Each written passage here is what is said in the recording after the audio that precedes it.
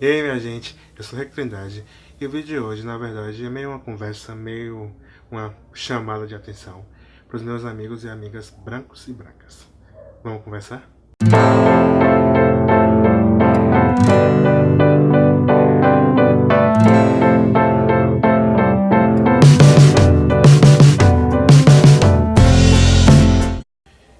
Eu poderia até chamá-los nos grupos ou pessoalmente no WhatsApp para conversar, para falar algumas coisas. Só que eu acho que os pesos eles vão se sobrecarregando na gente, que a gente às vezes procuro não ficar muito falando pessoalmente com as pessoas. Sei lá, eu acho que às vezes parece que as pessoas não estão dando a devida atenção. Primeiro, recentemente a gente viu casos de homens negros sendo assassinados e sofrendo violência policial, de segurança, do exército brasileiro. Isso é uma coisa grave, é o genocídio que está acontecendo e parece, ao meu ver, parece que existem questões sociais que algumas pessoas, principalmente pessoas brancas, acham que são questões só de grupos, dos grupos que são diretamente atingidos por isso. E na verdade não é. Se a gente fala de problemas sociais, pelo menos no meu entendimento, eu acho que são problemas que toda a sociedade deve combater, não só os grupos que são atingidos por esses problemas. Falando desses últimos casos, que por mais que a gente não tenha uma proximidade, uma relação pessoal com essas pessoas, a gente não, a gente, eu digo nós negros, a gente não tem como não se abalar com essas situações, com essas notícias, porque a gente sabe que poderia ser a gente no lugar, poderia ser um familiar nosso, poderia ser um amigo nosso. Depois que eu me tornei um negro mais consciente sobre algumas questões, aquele negro que não deixa a maioria das coisas passarem, e eu sou aquele que falo mesmo, mas eu percebo que eu virei o negro que só fala de questões raciais e que na roda da conversa é o único que levanta essas questões, é o único que fala sobre essas questões, e eu percebo também que os olhares são meio tipo, já tá meio cansativo, Rick falando sobre isso, mas tá cansativo mesmo. De fato tá cansativo porque eu não quero falar só sobre essas coisas. Eu quero falar sobre outras coisas. Mas eu não posso fechar os olhos diante das coisas que acontecem, das situações que acontecem e de como a gente vem sofrendo dia após dia com o racismo, com o genocídio também. E que às vezes me parece que há um silenciamento. As pessoas abafam essas questões e eu preciso falar. Inevitavelmente eu não posso. Quando um pai de família leva 80 tiros do exército brasileiro, eu não posso me calar, eu não posso fingir que isso não é a realidade, que isso não é uma coisa possível de me acontecer. Não sei. Posso sair à noite, posso ser confundido com algum bandido, porque para eles bandido tem cor. Então, eu não posso dizer que mesmo morando no interior da Bahia, eu estou 100% seguro, mesmo morando numa cidade relativamente pequena, que as pessoas podem te conhecer de vista com a maior facilidade. Eu estou seguro? Eu não estou. Uma coisa que me incomoda recentemente é falar sobre lugar de fala, local de fala.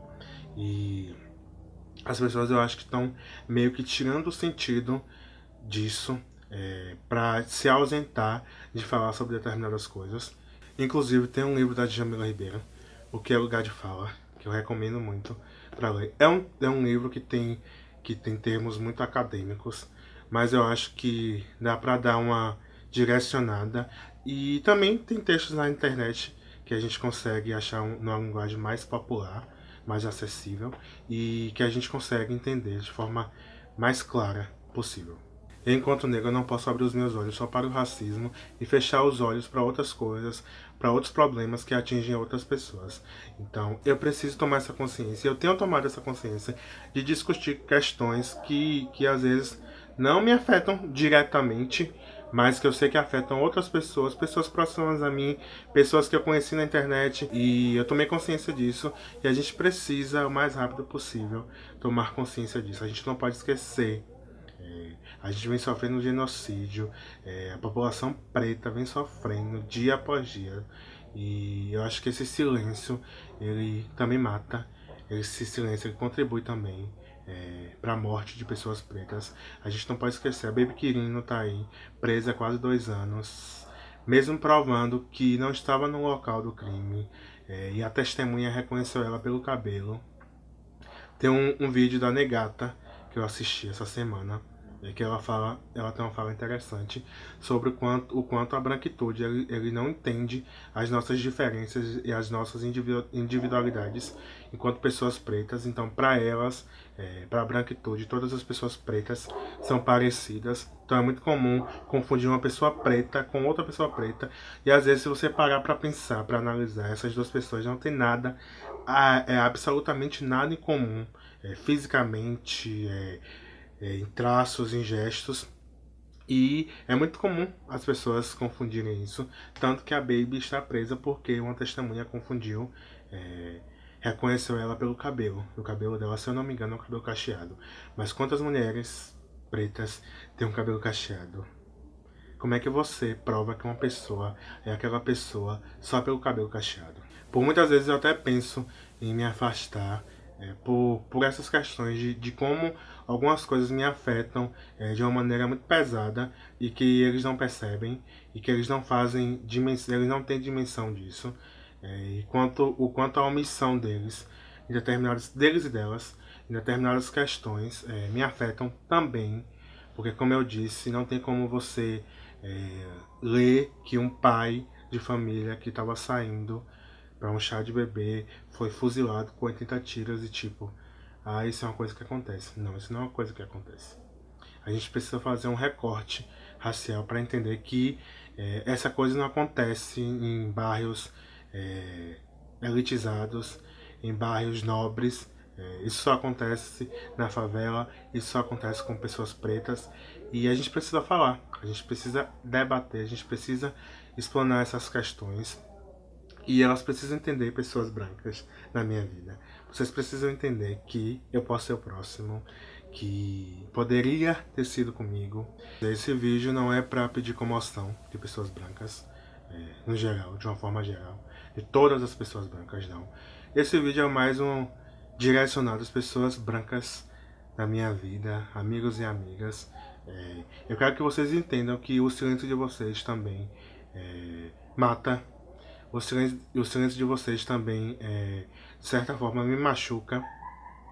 E eu acho que vocês não têm dimensão do quanto essas coisas que acontecem com as pessoas pretas, elas me afetam diretamente e indiretamente.